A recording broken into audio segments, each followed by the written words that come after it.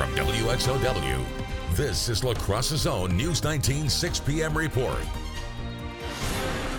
Jake Patterson today pleaded guilty to killing the parents of Jamie Kloss and kidnapping the young girl. Good evening. I'm Heather Armstrong. And I'm Scott Hackworth. That plea carries a life prison sentence. Now, the guilty plea also means that Jamie will never have to testify as to what she endured during those 88 days in captivity. It was October 15th when Patterson broke into the Kloss home in the town of Barron, killing James and Denise Kloss and then abducting Jamie. Jamie escaped on January 10th, walking to a neighbor's house who contacted police. And based on information from Jamie, officers arrested Patterson a short time later. Patterson killed her parents and kidnapped Jamie from their home in Barron County, but actually held her captive at his family's cabin in Douglas County. Prosecutors in Douglas County never filed criminal charges there in the hope of protecting her from having to testify as to details of her captivity. Since the conviction already means life in prison on the homicide charges, prosecutors were willing to forego adding any charges. And that brings us to today. Jake Patterson returning to a Barron County courtroom early this afternoon to respond to the charges against him. Patterson himself had said previously that he would plead guilty. But what was unexpected was Patterson's demeanor inside the courtroom. Andrea Albers is here to show you what happened in court. Scott, it was a fairly concise appearance. Things moved along quickly in court today. It was also the first time we saw true emotion from Jake Patterson. The 21-year-old appearing alongside his lawyers and pleading guilty to 3 of the 4 counts against him, including the murder of James and Denise Kloss and the kidnapping of their teenage daughter, Jamie Kloss. By pleading guilty today, Patterson voluntarily gives up his right to a trial. The judge spent several minutes questioning Patterson so he fully understood what the consequences of that would be. When it came time for Patterson to respond to Judge James Babler, he was emotional, at times pausing, and Patterson's attorney could be heard quietly encouraging him to take a deep breath before speaking. How do you plead to that charge? Take your time. Take a deep breath. One deep breath.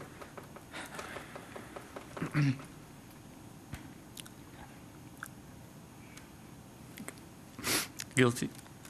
I find that there is a factual basis to accept the pleas and find Mr. Patterson guilty of counts 1, 2, and 3. With those guilty pleas, Patterson is facing 2 life sentences plus an additional 40 years. As part of a plea agreement, the 4th count Patterson was charged with, burglary with a dangerous weapon, will be dismissed. In addition to that, the state will not file charges against Patterson for any crimes committed in Douglas County. Scott, as you know, that is the county where Patterson admitted to holding Jamie Kloss captive inside of a remote cabin in Gordon, Wisconsin. The judge also revoked Patterson's bond today before adjourning the hearing. All right, thanks, Andrea. The next step in the process is sentencing, and that's set for May 24th. Now to La Crosse, where police say a significant amount of meth has been removed from the streets after an arrest last night. News 19's Jeremy Culver spoke with police who say this bust is a big deal. That's right, Heather. Captain Jason Melby says when they usually send out a press release for a meth arrest, the amount is given in grams. However, this time it was given out in pounds. La Crosse police believe they've arrested a significant person in the selling of meth in the city after police executed a search warrant at 819 Avon Street Tuesday night.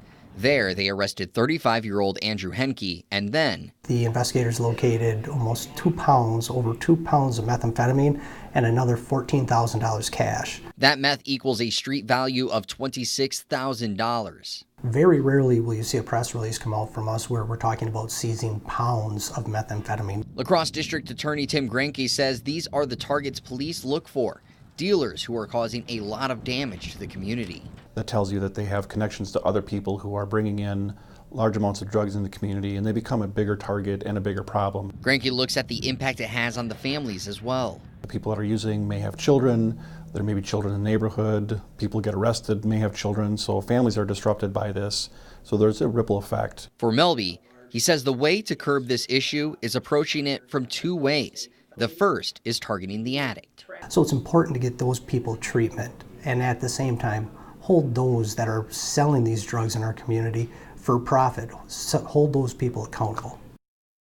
Now, while opioids continue to grow as a problem in our community, Melby says meth is still the most significant problem. Heather, they cited in 2018 they had 37 possession with intent to deliver meth charges. That is actually more than all the other intent to deliver charges combined for the year. All right, thank you, Jeremy. Now, Hankey will appear in court for his initial appearance tomorrow. The Wisconsin Department of Justice recently released a new platform for the public to get a first-hand look at the drug problem here in our state, breaking it down by drug, county, and year. Here's a look at the 10-year history of Wisconsin State Crime Lab meth cases here in La Crosse County. The data goes back to 2008 with just one case. As you can see here, it's been climbing ever since, with the highest number of cases in 2016 at 37. In 2018, not far behind with 35. There have already been 9 cases so far this year. A La Crosse County man is back behind bars on child pornography charges after spending the last 2 years on the run. 72-year-old David Hansen made his initial appearance in La Crosse County Court this afternoon. Back in March of 2017, police arrested Hansen for downloading child pornography on his computer in the town of Campbell. But while out on bond, Hansen failed to appear for an April 2018 court appearance. Officials learned he had fled to Wyoming. On March 12th of this year, special agents found Hansen and arrested him. It was at a motel in Gillette, Wyoming. The judge set bond at $100,000 cash. He's due back in court May 6th. The La Crosse Center is looking to expand, but one major hurdle is funding. Now, one option is a room tax. The current room tax in the city is 8%. The proposed room tax is 12%, a 50% increase. Well, today, the La Crosse Visitors Bureau, hotel owners, Chamber of Commerce, and other local businesses discussed the challenges of the increased percentage. The next step for the room tax proposal will be April 2nd. There, the Judiciary and Administrative Committee will come to a decision and make a recommendation to the full City Council. Well, normally we'd be talking about how this weather change is so great, but we are talking about the flooding because that it's a damper. Is continuing to be a concern. Dan Breeden is here now with La Crosse's first forecast. Dan? Yeah, the very nice weather is actually helping us out. Unfortunately, it's not totally mitigating the flood warnings because we have a lot of snow to the northwest that's still going to melt and move through the Mississippi River. So we have river flood warnings up and down the Mississippi. It does include Black River through Galesville until tomorrow morning, also the Trempealeau River at Dodge.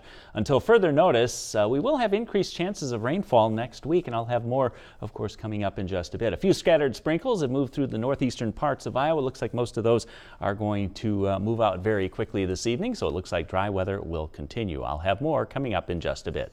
Thanks, Dan. We now know the name of the man whose body was found inside his burning home in Winona Monday. Police identify that man as 55-year-old John Seaman.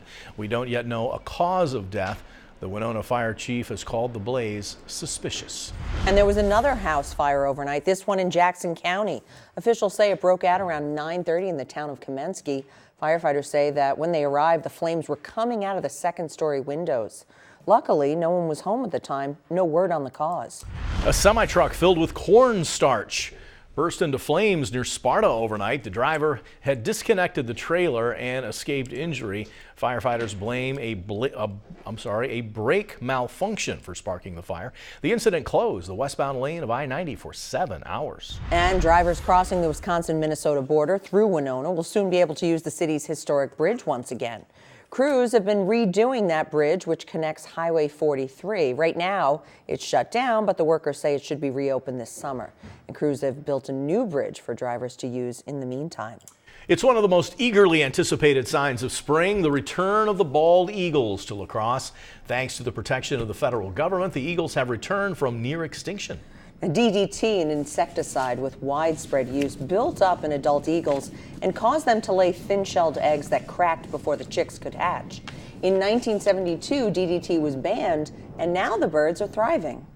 I think one of the things that I love seeing with the bald eagles and having them come through the La Crosse on Alaska area is that there's such a charismatic picture. You know, the bald eagles are a symbol of freedom, a symbol of strength. I also think they're a really cool example of the resources that we as the Fish and Wildlife Service work to protect for future generations. So as I see grandparents, families, children, adults of any age out at the overlooks enjoying seeing the bald eagles, I hope they're also enjoying that opportunity to enjoy their national wildlife refuge. The bald eagle is the only eagle unique to North America. Bald eagles get their distinctive white head and tail only after they reach maturity at 4 to 5 years of age. And they pair for life, but if one does die, the survivor will accept a new mate, and they can live 30 years in the wild. There's that great viewing area along the river there, so people can watch them comfortably now. Well, still ahead tonight, it is not too early to get your ticket for tonight's giant Powerball lottery jackpot drawing. Plus, the struggling farm economy means the cancellation of a summertime Wisconsin tradition. Those details next. You're watching the News 19 6 p.m. report with Scott Hapworth, Heather Armstrong, Chief Meteorologist Dan Breeden, and Sports Director Scott Emmerich. The 6 p.m. report continues right now. The annual tradition of a dairy breakfast in La Crosse County won't happen this June. Organizers said in a Facebook post yesterday that they weren't able to find a farm to host the event. They cite the daily challenges faced by family farms in the county, but hope to have the breakfast back for 2020. Until then, they encourage people to continue to buy local dairy products. And until you're on your knees watching your stuff go away, you'll never understand what them people are going through. This Wisconsin farmer knows firsthand the struggles of agriculture, especially when disaster strikes. Right now, hundreds of farmers in Nebraska are struggling to stay afloat, and with more rain on the way, they need all the help they can get with a few trucks and trailers in tow. This group of family and friends are heading to Nebraska to help their fellow farmers. And we got grain that's been donated for horses, we got vet supplies, we got paper towel, disinfectant wipes, diapers, diaper wipes, toilet paper, just cleaning supplies. As you may know, Nebraska, along with Wisconsin and Minnesota and Iowa, have all declared at least partial states of emergencies due to those massive spring floods. In Nebraska, possibly the state hardest hit, there are at least 2 known fatalities. One of them a farmer who lost his life trying to assist emergency responders. Well, we had a beautiful day today. Dan said a moment ago, possibly some light rain in the forecast. He is next.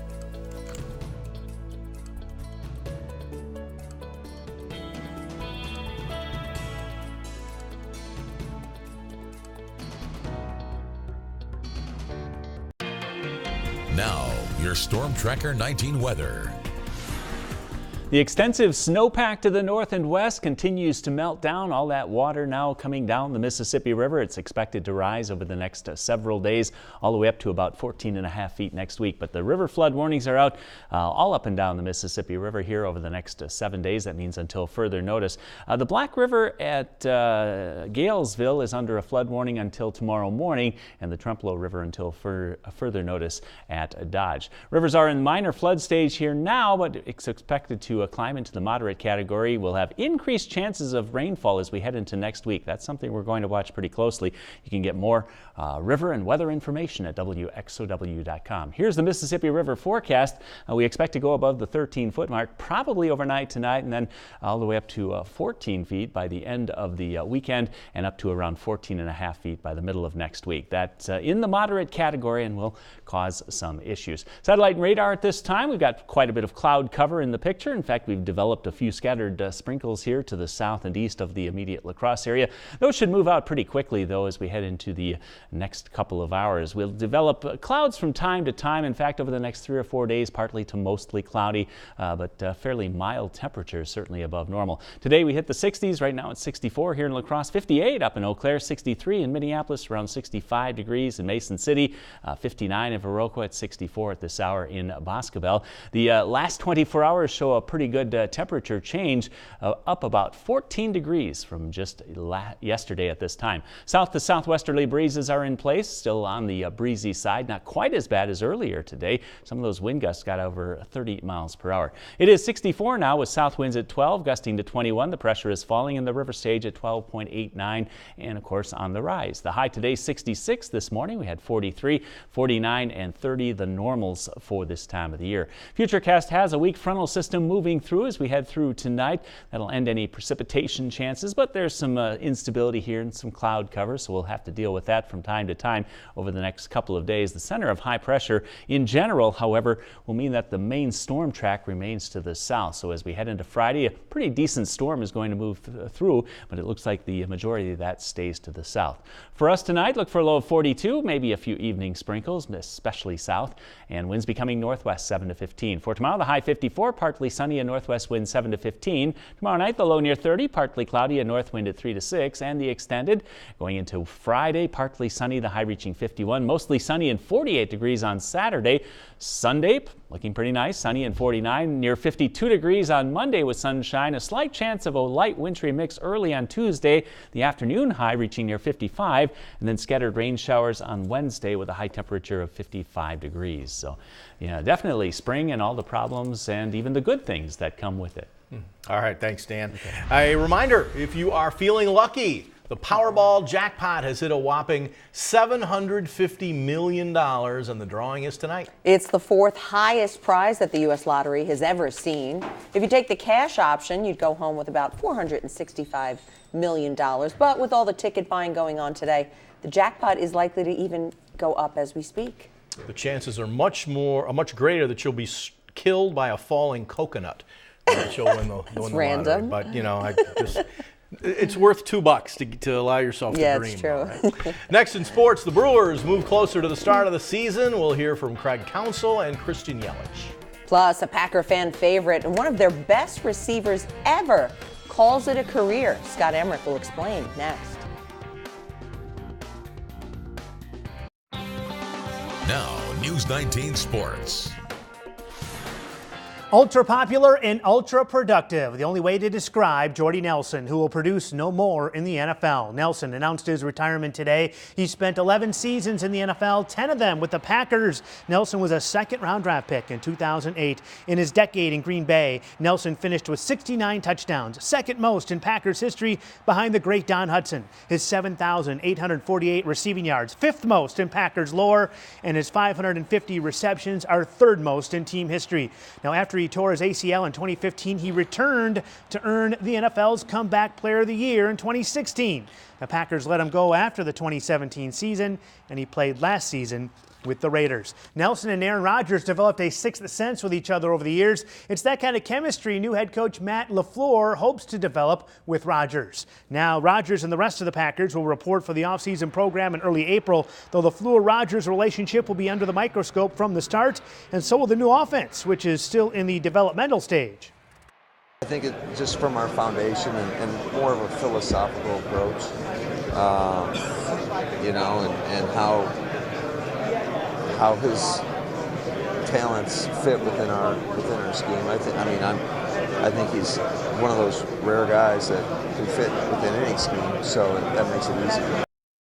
Speaking of quarterbacks, the Badgers list 4 of them on the spring roster released today. That includes freshman Graham Mertz. The 4-star recruit graduated high school in the Kansas City area early to enroll in time for spring ball. He's hoping the added practice reps will give him a chance to compete for the vacant starting job in the fall. You know, I used to think that the, season kind of started, the calendar started, when you'd come in fall camp.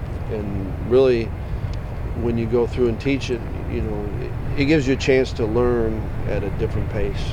I think it does help the learning quite a bit. And I think you said it right, to give himself an opportunity to compete in the fall.